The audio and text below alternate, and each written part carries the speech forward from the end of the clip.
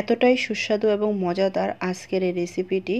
যদি কেউ না রান্না করেন আজকের এই রেসিপিটি অবশ্যই একবার হলেও মটরশুঁটি শেষ হয়ে যাবার আগে রান্না করে নিতে পারেন। হ্যালো এভরিওয়ান, আসসালামু আলাইকুম, welcome back to my channel. অবশ্যই রেসিপির কালারটি বা তরকারির কালারটি দেখেই বুঝতে পেরেছেন যে এটা কতটা ইয়ামি হয়েছে দেখতে। আর আজকে হচ্ছে আপনাদের সাথে আমি মটরশুঁটি, আলু এবং টমেটো দিয়ে খুবই মজাদার একটা রেসিপি শেয়ার করব। আশা করি আজকের এই রেসিপিটি অনেক বেশি ভালো লাগবে। শুরুতে নিয়েছি আমি এখানে 1 কাপ পরিমাণ মটরশুঁটি আর নিয়েছি 1 কাপ পরিমাণ আলু। আলুটাকে আমি আগে থেকে সিদ্ধ করে খোসা ছাড়িয়ে হাত দিয়ে একটু চটকিয়ে নিয়েছি বড় আকারে 2টো টমেটো। আর এই তরকারিটাই হচ্ছে টমেটো দিয়ে রান্না করব। এটা এতটাই মজাদার এবং সুস্বাদু, আপনারা একবার হলো এই রেসিপিটি রান্না করবেন।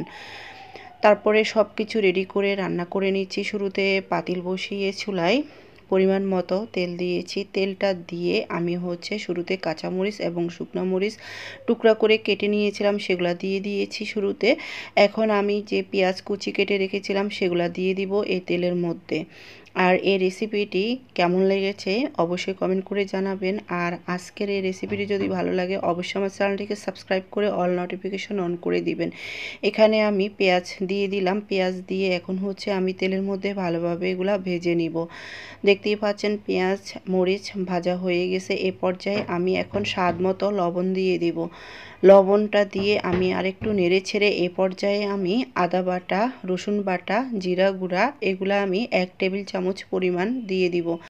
আর এটা স্বাদ বাড়াতে অবশ্যই আলুগুলাকে একটু সিদ্ধ করে নেবেন। আলুগুলা সিদ্ধ করে রান্না করলেই এটার টেস্টটা আরও বেশি বাড়ে।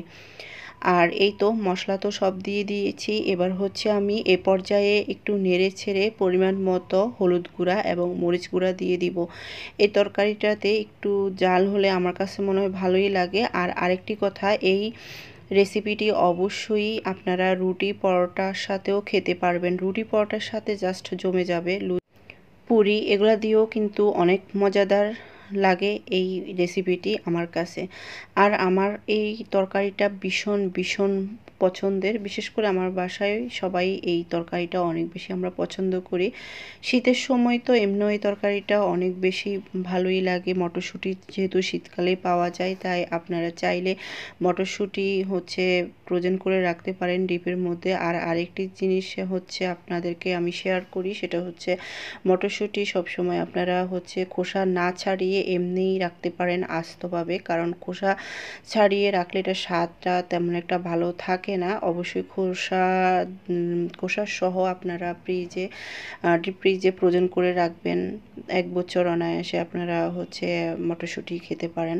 তো যাই হোক, আমি হচ্ছে এখানে আমার এই মটরশুঁটিটা ফ্রোজেন করাই ছিল। এখনও কিন্তু মটরশুঁটি পাওয়া যায়, হয়তো আর কয়েকদিন পাওয়া যাবে। তো অবশ্যই আপনারা মটরশুঁটি শেষ হয়ে যাওয়ার আগে অবশ্যই এই রেসিপিটি একবার হলো ট্রাই করবেন। তো যাই হোক, আমি হচ্ছে মশলাটা ভালোভাবে কষানোর জন্য একটু পানি দিয়েছি, দিয়ে আমি ঢাকনা দিয়ে দিয়েছি মশলাটা কষানোর জন্য। মশলাটা কষানো হয়ে যাওয়ার পরে আমি হচ্ছে শুরুতে দিয়েছি টমেটোটা আমি নেড়ে ছেড়ে এ পর্যায়ে মটরশুঁটিটা দিয়ে দিয়েছি। মটরশুঁটি এবং টমেটো এগুলা হচ্ছে আমি একটু কষিয়ে নিব, তার জন্য আমি কিছুটা পানি দিয়ে দিয়েছি। পানিটা দিয়ে এখন আমি ঢাকনা দিয়ে এটাকে আমি কষিয়ে নেব ভালো করে। অবশ্যই রেসিপিটি এভাবে রান্না করবেন। এভাবে রান্না করলে এটা স্বাদ এবং কালার দ্বিগুণ ফেরত আসবে। দেখবেন যে কালারটা কতটা সুন্দর হয়। যাই হোক, আমি হচ্ছে মটরশুঁটি এবং টমেটো সুন্দর করে কষিয়ে নিয়েছি। এ পর্যায়ে আমি এখন ভালোভাবে নেড়ে ছেড়ে যে সিদ্ধ করা আলুটা সেটা এখন দিয়ে দিব এটার সাথে। আর এখন আলু এবং মটরশুঁটি টমেটো এগুলাকেও ভালোভাবে মিক্সড করে নিব। সুন্দর করে মিক্সড করে আমি হচ্ছে এখানে কিছুটা পানি দিয়ে এটাকেও আমি সুন্দর করে কষিয়ে নিব। পানি দিয়ে দিয়েছি। এবার হচ্ছে আমি এটাকেও ভালো করে মিক্সড করে নিয়ে হচ্ছে আমি ঢাকনা দিয়ে দিব কিছুটা কষানোর জন্য। তো ঢাকনা দিয়ে দিয়েছি। এবার হচ্ছে আমি এটা সুন্দর করে কষিয়ে নিয়েছি। এবার হচ্ছে পর্যায়ে আমি নেড়ে ছেড়ে পরিমাণ মতো একবারে পানি দিয়ে দিব। পানিটা দেওয়ার পরে আমি হচ্ছে নেড়ে ছেড়ে ঢাকনা দিয়ে দিব। আর হওয়ার পরে আমি হচ্ছে ভিডিওটা অন করব আবার। আর এই রেসিপিটি এভাবে আপনারা রান্না করবেন, দেখবেন এটা দেখতে অনেকটা সুন্দর এবং মজা। তরকারিটা আমার হয়ে গেছে, এবার আমি ঢাকনা তুলে নিব। আর এই যে দেখতে পাচ্ছেন কালারটা কতটা সুন্দর হয়েছে। নেড়ে ছেড়ে এ পর্যায়ে আমি ধনিয়া পাতা কুচি দিয়ে দিব। আর ধনিয়া পাতা কুচি দিয়ে আমি আরও 1 মিনিট চুলার উপরে রেখে নেড়ে ছেড়ে একটা বাটিতে ঢেলে নিব। আর আজকের এই রেসিপিটি এখান পর্যন্তই। যদি বেশি ভালো লাগে আজকের রেসিপিটি অবশ্যই কমেন্ট করে জানাবেন। আর বেশি ভালো লাগলে অবশ্যই চ্যানেলটিকে সাবস্ক্রাইব করে অল নোটিফিকেশনটি অন করে দিবেন। আর এই যে দোয়া ওঠা গরম ভাতের সাথে জাস্ট এই রেসিপিটি জমে যাবে। আল্লাহ হাফেজ।